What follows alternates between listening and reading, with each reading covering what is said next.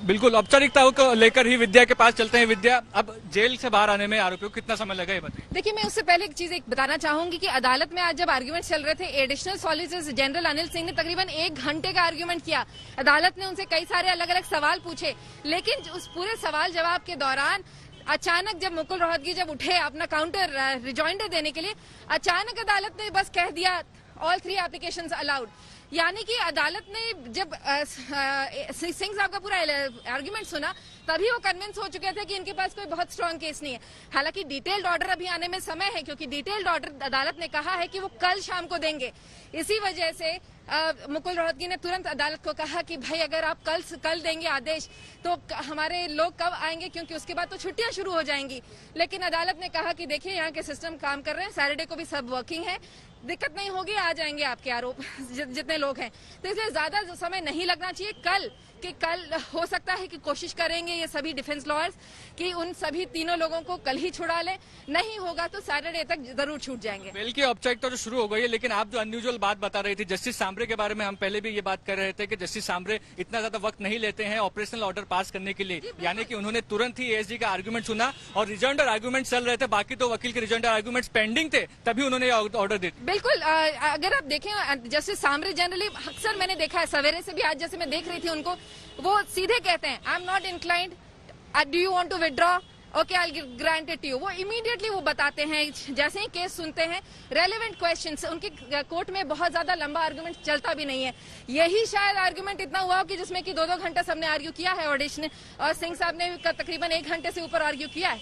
लेकिन ज्यादातर लोग इनके कोर्ट में, जैसे सांबरे के कोर्ट में, थोड़ा थोड़ा आर्ग्यूमेंट करते हैं, रेलेवेंट पॉइंट पे आर्ग्यूमेंट होता है और वो तुरंत अदालत में कह देते हैं कि मुझे देना है या नहीं देना है। मुख्य रूप से यही बात मानी जा रही थी कि व्हाट्सएप चैट्स पर डिसीजन होगा बेल ग्रांट करना है या नहीं। कल जस्टिस सांबरे ने यह कहा था कि यूके के कोर्ट संज्ञान नहीं ले रहे हैं, हम अभी भी संज्ञान ले रहे हैं। आज उन्होंने व्हाट्सएप चैट्स खुद देखा। कहीं ना कहीं आपको लगता है कि मुख्य रूप से कॉन्स्पिरेसी की बात जो थी वो कहीं ना कहीं तथ्य साबित नहीं हो पाई, इसलिए इतने जल्दी बेल का ऑर्डर? देखिए, कॉन्स्पिरेसी तो है ही, साथ में अगर आप देखें वो व्हाट्सएप मैसेजेस उन्होंने देखे, उसका कोई लेना देना नहीं था इस पूरे क्रूज केस से, जो कि बार बार डिफेंस मजिस्ट्रेट कोर्ट में भी उन्होंने कहा, सेशंस कोर्ट में भी कहा था। लेकिन वहां पर क्योंकि व्हाट्सएप चैट का इन्वेस्टिगेशन बाकी है, जांच पड़ताल बाकी है, और निचली की अदालत ने जनरली इन सब बातों में आ जाते हैं और नहीं देती हैं बिल। लेकिन इस वक्त अगर आप देख लीजिए, हाईकोर्ट ने भी रिया चक्रवर्ती का भी अगर मामला देखें तो उन्होंने भी व्हाट्सएप मैसेजेस खंगाले थे, देखे थे, और उसके बाद शौविक को नहीं दिया था और रिया को बेल दिया था। तो ये अदालतें जनरली सारे एविडेंस को खंगाल के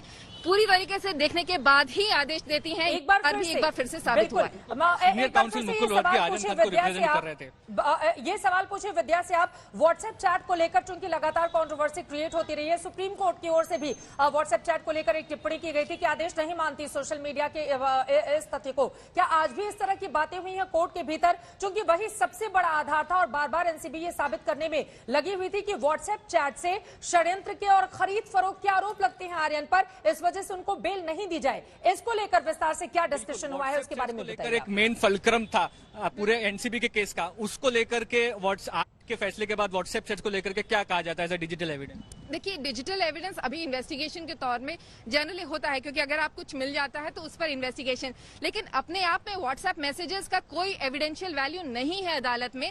ये ट्रायल के समय हमने अक्सर देखा है और ट्रायल में ये साबित है, उसको कोरोबोरेटिव एविडेंस उसमें ढूंढना पड़ता है। लेकिन इस वक्त अगर आप देखें तो निचली अदालतें बार बार, मजिस्ट्रेट कोर्ट ले लीजिए, सेशंस कोर्ट ले लीजिए, ये दोनों इन्फ्लुएंस्ड काफी ज्यादा थी। एनसीबी ने जैसे ही, आप पूरे समय में अगर आप समझ लीजिए 2 घंटे अगर आर्ग्यूमेंट होता था, आप तमाम आर्ग्यूमेंट डिफेंस के उठा लीजिए, लेकिन जैसे ही सरकारी पक्ष व्हाट्सएप मैसेजेस मजिस्ट्रेट या दिखाते थे, उसी समय तुरंत वो सबके सब मान जाते थे कि भाई एनसीबी का केस पुख्ता है और उन्हें जांच करने के लिए समय चाहिए। जस्टिस सांबरे की अगर बात करें तो उनकी क्या ऑब्जर्वेशन रही इस पूरे केस बेल के दौरान व्हाट्सएप चैट्स को लेकर? देखिए, उन्होंने व्हाट्सएप चैट्स को लेकर ऑब्जर्वेशन, जैसा मैंने कहा, ऑब्जर्वेशन उनके क्या रहेंगे, किस वजह से उन्होंने दिया है, वो उन्होंने अभी नहीं बताया है। उनका जो आदेश है वो कल आएगा। उन्होंने साफ कहा है कि कल शाम तक वो अपना आदेश दे देंगे।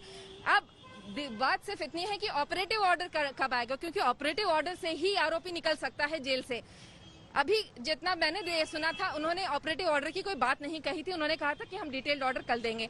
ऑपरेटिव ऑर्डर आज जाएगा या कल जाएगा, इसके ऊपर थोड़ी सी शंका बनी हुई है, क्योंकि अमित देसाई ने बाहर आके मुझे बताया था कि आ जाएगा, लेकिन ऐसा अभी बाकी जो वकील हैं वो नहीं उसके कॉन्कर कर रहे हैं। मिलाकर यही कहा जाए कि हायर कोर्ट की जब बात आती है तो व्हाट्सएप चैट्स की जो दलील है वो कहीं ना कहीं प्रोसिक्यूशन की नहीं टिक पाती। जी देखिए, अगर ये बात है तो प्रोसिक्यूशन को जो एविडेंस कह लीजिए, वो बार बार यही कहते हैं हमको इन्वेस्टिगेशन करना है, इसकी वजह से ये व्हाट्सएप चैट्स के आगे कोरोबोरेटिव एविडेंस हमें ढूंढना है।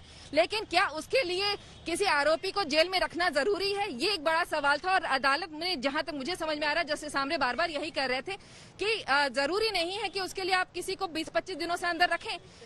जरूरी जैसा कि असलम मर्चेंट, अरबाज मर्चेंट के फादर हैं, उन्होंने अभी बहुत इमोशनल बात कही।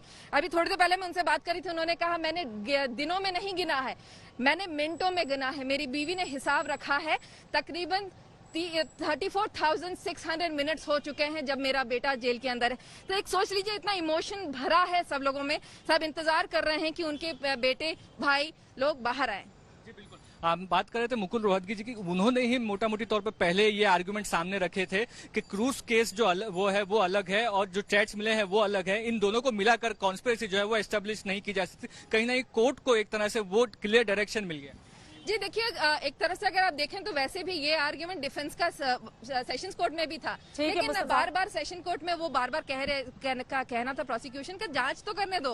तो यही वजह है कि वो भी बार बार जो कह